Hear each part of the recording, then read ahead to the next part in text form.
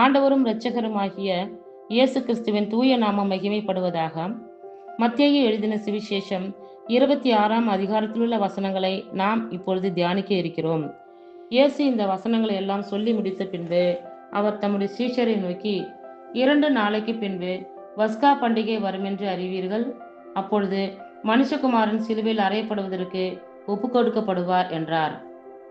அப்போது பிரதான ஆசாரியரும் வேத பாரகரும் ஜனத்தின் மூப்பரும் காய்பா எண்ணப்பட்ட பிரதான ஆசாரியனுடைய அரமனையிலே கூடி வந்து இயேசுவை தந்திரமாய் பிடித்து கொலை செய்யும்படி ஆலோசனை பண்ணினார்கள்.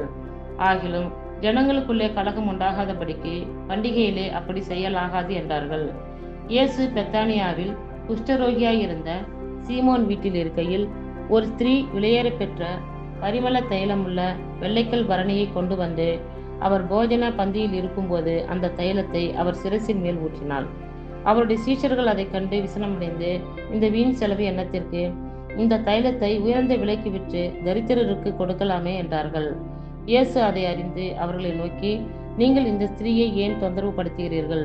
என்னிடத்தில் நற்கிரியை செய்திருக்கிறாள். தரித்திரர் எப்போதும் உங்களிடத்தில் இருக்கிறார்கள், நானோ எப்போதும் உங்களிடத்தில் இரேன்.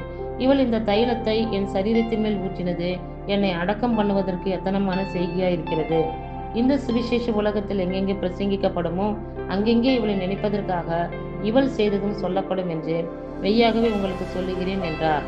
அப்பொழுது 12 ஒருவனாகிய யூதாஸ் காரியோத்து என்பவன் பிரதான ஆசாரியரிடத்திற்கு போய், நான் அவரை உங்களுக்கு காட்டி கொடுக்கிறேன், நீங்கள் எனக்கு என்ன கொடுக்கிறீர்கள் என்றான். அவர்கள் அவனுக்கு 30 வெள்ளிக்காசை கொடுக்க உடன்பட்டார்கள்.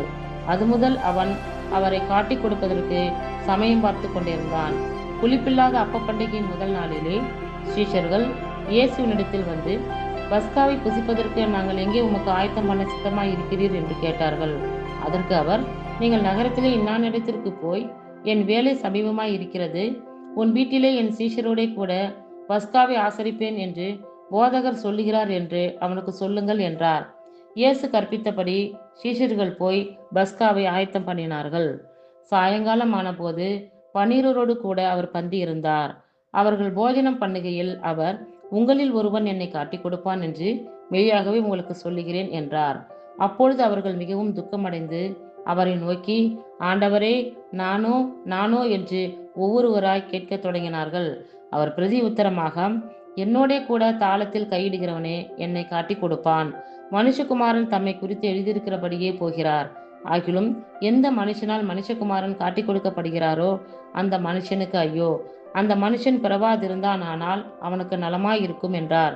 அவரை காட்டி கொடுத்த யூதாசும் அவரை நோக்கி, ரபி, நானோ என்றான். அதற்கு அவர், நீ சொன்னபடிதான் என்றார்.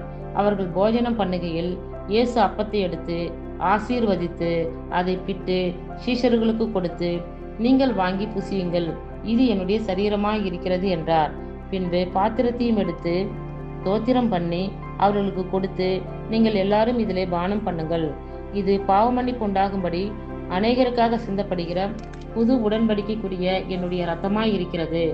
இது முதல் இந்த திராட்சப்பழ ரசத்தை நவமானதாய் உங்களோட கூட என் பிதாவின் ராஜ்யத்திலே நான் பானம் பண்ணும் நாள் வரைக்கும் இதை பானம் பண்ணுவதில்லை என்று உங்களுக்கு சொல்லுகிறேன் என்றார்.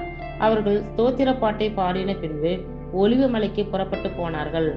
அப்பொழுது இயேசு அவர்களை நோக்கி, மேய்ப்பனை வெட்டுவேன், மந்தையின் ஆடுகள் சிதறடிக்கப்படும் என்று எழுதியிருக்கிறபடி இந்த ராத்திரியிலே நீங்கள் எல்லோரும் என் நிமித்தம் இடரல் அடைவீர்கள். ஆகிலும் நான் உயிர் தெழுந்த பின்பு உங்களுக்கு முன்னே கலிலேயாவுக்கு போவேன் என்றார்.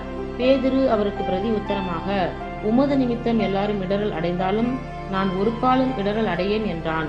இயேசு அவனை நோக்கி, இந்த ராத்திரியிலே சேவல் கூவுறதுக்கு முன்னே நீ என்னை 3 தரம் மறுதலிப்பாய் என்று மெய்யாகவே உனக்கு சொல்லுகிறேன் என்றார். அதற்கு பேதுரு, நான் உம்மோடே மரிக்க வேண்டியதாய் இருந்தாலும் உம்மை மறுதலிக்க மாட்டேன் என்றான். சீஷர்கள் எல்லாரும் அப்படியே சொன்னார்கள். அப்பொழுது இயேசு அவர்களுடைய கெத்செமனே எண்ணப்பட்ட இடத்திற்கு வந்து சீஷர்களை நோக்கி, நான் அங்கே போய் ஜெபம் பண்ணும் அளவும் நீங்கள் இங்கே உட்கார்ந்திருங்கள் என்று சொல்லி பேதுருவையும் செபதேவின் குமாரர் இருவரையும் கூட்டிக் கொண்டு போய் துக்கமடையவும் வியாக்குலப்படவும் தொடங்கினார்.